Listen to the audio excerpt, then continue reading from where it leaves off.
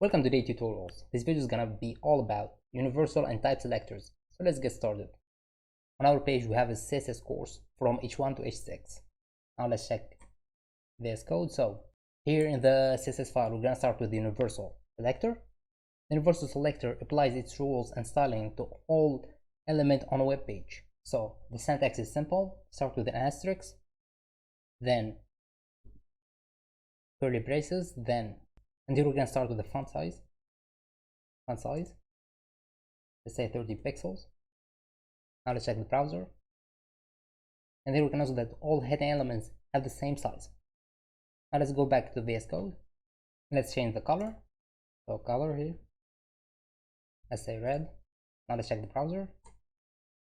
And here the color also changes for all the elements. Let's go back to VS Code. And let's check the type selector. Now type selector is different.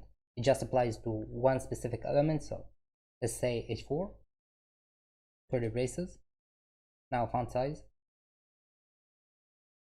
Let's say 50 pixels. Let's change the color. So the green here. Now here we can see that the CSS H4 changed its font size and it changed its color, and therefore overridden this universal selector.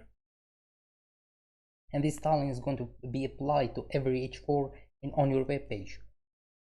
Thank you for watching. Don't forget to subscribe and see you next time.